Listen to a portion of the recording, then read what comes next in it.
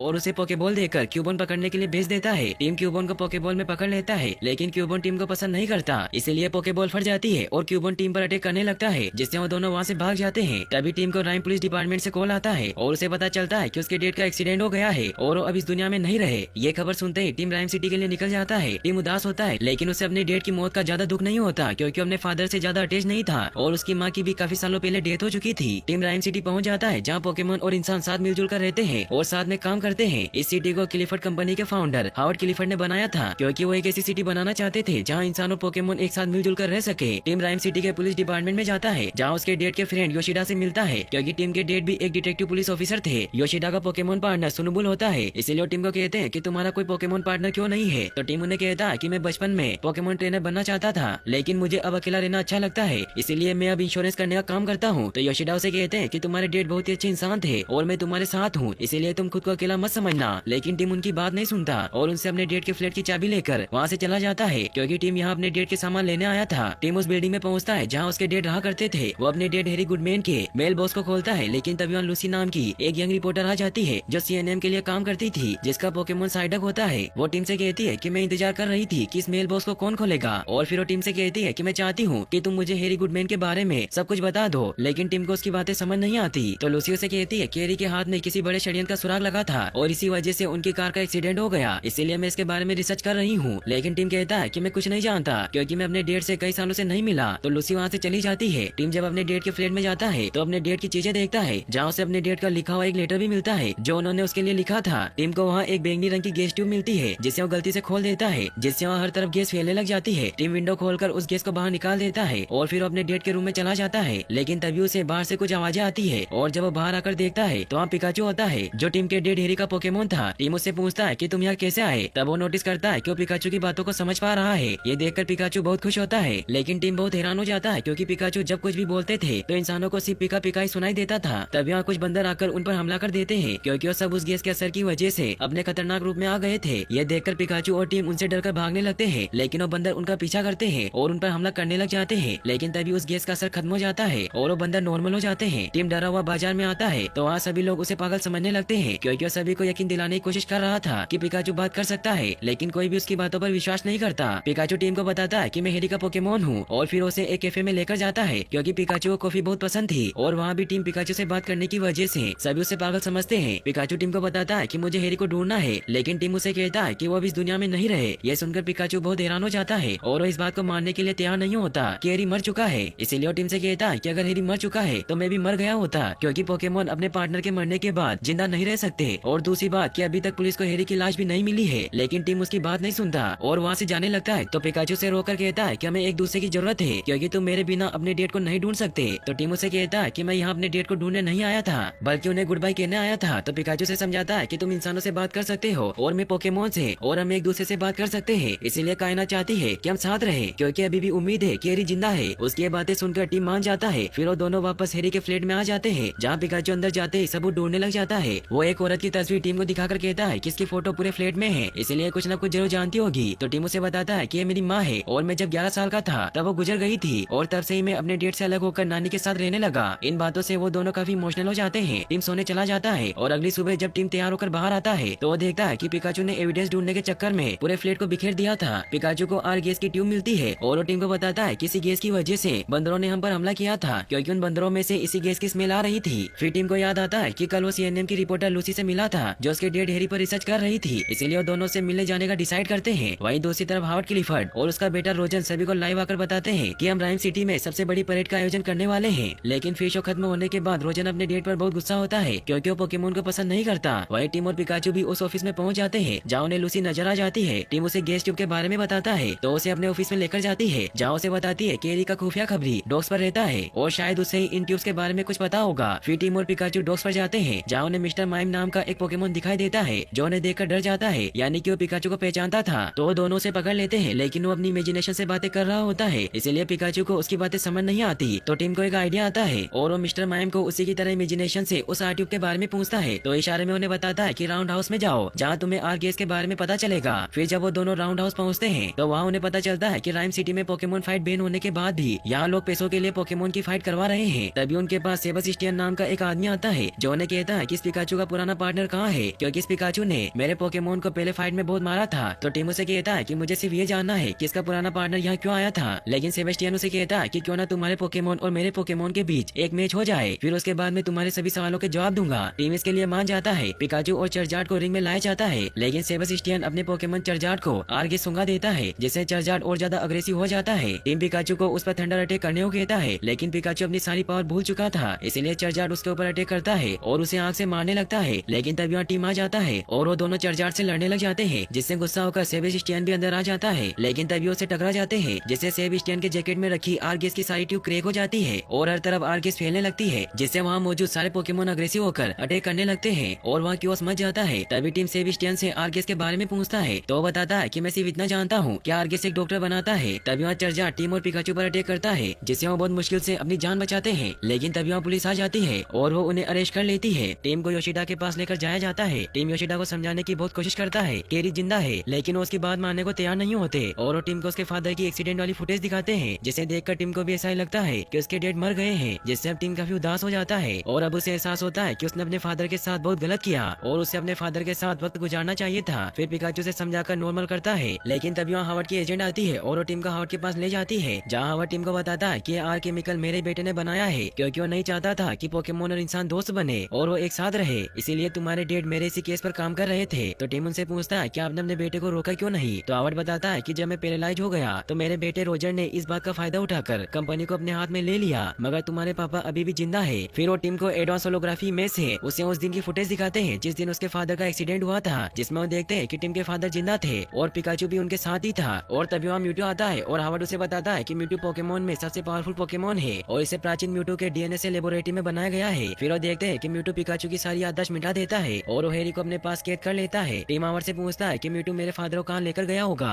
तो हावर्ड उसे कहता है कि यही तो तुम्हें पता करना है, इसीलिए तुम म्यूटू को ढूंढ लो और तुम्हारे पापा तुम्हें मिल जाएंगे। तो टीम लूसी से मिलने के लिए एक कैफे में जाता है, जहाँ लूसी उसे बताती है कि मैंने तुम्हारे कहने पर रोजर कंप्यूटर के सारे डेटा को चेक किया, जिससे मुझे पोकेमोन रिसर्च लैब के बारे में पता चला और पिछले हफ्ते उसी लैब में एक हादसा हुआ था, जिससे पूरी की पूरी लैब भी तबाह हो गई और उसी रात हैरी गुडमैन भी लापता हो गए। इसी बात का पता लगाने के लिए वो उस लैब में जाने के लिए निकल जाते हैं। वो जब वहाँ पहुँचते हैं तो लैब के अंदर जाते हैं, जहाँ बहुत सारे पोकेमोन का कैद किया हुआ था, जिन पर एक्सपेरिमेंट किए जा रहे थे। तभी हमें दिखाया जाता है कि रोजर लैब में लगे हुए कैमरों की मदद से लूसी और टीम को देख रहा होता है। वही लैब में लूसी उन एक्सपेरिमेंट की फोटो लेने लग जाती है और टीम पिकाचू के साथ आगे बढ़ता है। तो उन्हें वहाँ एक तबाह हुआ रूम दिखाई देता है और वहाँ लगे कंप्यूटर की मदद से होलोग्राम इमेज देखते हैं, जहाँ डॉक्टर लोरेन ने प्राचीन म्यूटू के डीएनए से म्यूटू को बना लिया था, जिसमें टीम के पिता हैरी ने भी मदद की थी। साथ ही ये भी पता चलता है कि लोरेन ने ही वो आर सीरम बनाई थी, जिससे पोकेमोन रौद्र रूप में आ जाते थे। साथ ही उसने म्यूटू के दिमाग पर काबू करने के लिए एक डिवाइस भी बनाया था, लेकिन तभी लैब में शॉर्ट सर्किट होने की वजह से म्यूटू आजाद हो गया और उसने डॉक्टर लोरेट को मार दिया। इससे पिकाचू को लगता है कि इन्हें लोरेट का साथ दिया था, इसीलिए म्यूटू ने हैरी को किडनैप किया, क्योंकि वो हैरी से बदला लेना चाहता था। फिर जब वो बाहर लूसी के पास जाते हैं तो देखते हैं कि लूसी को उन एक्सपेरिमेंट किए गए ग्रे निंजा पोकेमोन ने पकड़ लिया है, क्योंकि रोजर ने उन्हें एक्टिवेट कर दिया था। टीम लूसी को आजाद करवाता है और वो बहुत मुश्किल से उस लैब से भागते हैं, लेकिन अभी भी ग्रे निंजा उनके पीछे होते हैं। इससे टीम को एक आइडिया आता है और वो लूसी के पोकेमोन साइडक को गुस्सा दिलाता है, जिससे वो फट जाता है और वो साइडक के फटने की वजह से बहुत दूर जाकर गिर जाते हैं, जिससे वो उन पोकेमोन से अपनी जान बचा लेते हैं। लेकिन तभी वो देखते हैं कि जमीन उथल पुथल हो रही है और वो इधर उधर भागने लगते हैं। उनके नीचे की जमीन ऊपर आ चुकी होती है, उन्हें कुछ समझ नहीं आ रहा था और वो बचकर इधर उधर भाग रहे होते हैं। फिर उन्हें जमीन के अंदर एक आंख दिखाई देती है, जिससे उन्हें समझ आता है कि जंगल नहीं बल्कि टोटेरा गार्डन पोकेमोन है, जो कि एक्सीडेंट की वजह से काफी ज्यादा बड़े हो चुके हैं। लेकिन तभी जमीन टूटने की वजह से वो सभी पानी में गिर जाते हैं और अब टोटेरा पोकेमोन भी शांत होकर छोटे हो गए थे। वहीं जब टीम और बाकी सब पानी से बाहर निकलते हैं तो उन्हें पता चलता है कि पिकाचू को चोट लग गई है और अब पिकाचू की हालत बहुत खराब होती है। ये देखकर टीम रोने लग जाता है, क्योंकि अब वो पिकाचू का काफी अच्छा दोस्त बन गया था, इसीलिए वो पिकाचू को खोना नहीं चाहता था। इसीलिए वो वहाँ मौजूद बल्बासोर पोकेमोन से मदद मांगने लगता है। वो उसे कहता है कि पिकाचू की जान खतरे में है, इसीलिए इसे प्राण रक्षक पोकेमोन के पास ले चलो। लूसी उसे समझाती है कि वो तुम्हारी बात नहीं समझ सकता, तो टीम उसे कहता है कि वो महसूस तो कर सकता है। तभी बल्बासोर अपने बाकी दोस्तों को बुलाकर लाता है, जो पिकाचू को लेकर अपने साथ लेकर जाने लगते हैं और वो टीम को अपने साथ चलने को कहते हैं, लेकिन वो लूसी को वहाँ आने से मना कर देते हैं। फिर वो सभी पोकेमोन टीम को पहाड़ों के बीच में बनी एक जगह पर लेकर जाते हैं, जहाँ टीम पिकाचू को उनकी बताई हुई जगह पर रख देता है और तभी वहाँ म्यूटू आता है, जो पिकाचू को सही कर देता है। लेकिन फिर टीम उसे पूछता है कि तुमने मेरे पापा के साथ क्या किया। तो म्यूटू उन्हें अपनी पावर की मदद से बताता है कि जब वो लेब में कैद था तो पिकाचू ने उसके आजाद होने में मदद की थी, और फिर जब उनकी कार का एक्सीडेंट हुआ तब म्यूटू ने पिकाचू को कहा कि इंसान बहुत क्रूर है और मुझे हमेशा पोकेमोन पर विश्वास था। और वो आगे बताने वाला होता है कि तभी वहाँ इस कहानी का विलन रोजर आ जाता है, जो म्यूटू को पकड़ लेता है और उसे अपने साथ ले जाता है। पिकाचू टीम से दूर होकर जाने लगता है तो टीम उसे रोकने की कोशिश करता है तो पिकाचू से कहता है कि मैं बहुत बुरा हूँ क्योंकि मैंने तुम्हारे डेट को धोखा दिया, लेकिन टीम इस बात को नहीं मानता और वो पिकाचू को दूर जाने से रोकने लगता है, लेकिन तभी गलती से पिकाचू से शॉक दे देता है जिससे पिकाचू और ज्यादा नर्वस हो जाता है और वो कहता है कि मैं बहुत बुरा हूँ और वहाँ से चला जाता है। और अब टीम भी उसकी बात से गुस्सा हो जाता है और वो पिकाचू के बिना ही शहर आ जाते हैं जहाँ वो देखते हैं कि पोकेमोन परेड की तैयारियां चल रही है और टीम लूसी को कहता है कि तुम्हें सभी को रोजन की साजिश के बारे में बताना होगा और वो खुद हावर्ड से बात करने जाता है क्योंकि उसे लगता है कि उसकी मदद कर सकते हैं। वहीं दूसरी तरफ हमें पिकाचू को दिखाया जाता है जो काफी दुखी होता है, लेकिन तभी वो देखता है कि उसी जगह पर आ गया है जहाँ हेरी का एक्सीडेंट हुआ था। तभी उसे वहाँ ग्रे निंजा स्टार मिलता है और उसे समझ आता है कि रोजर ने कार का एक्सीडेंट करवाने के लिए ग्रे निंजा को भेजा था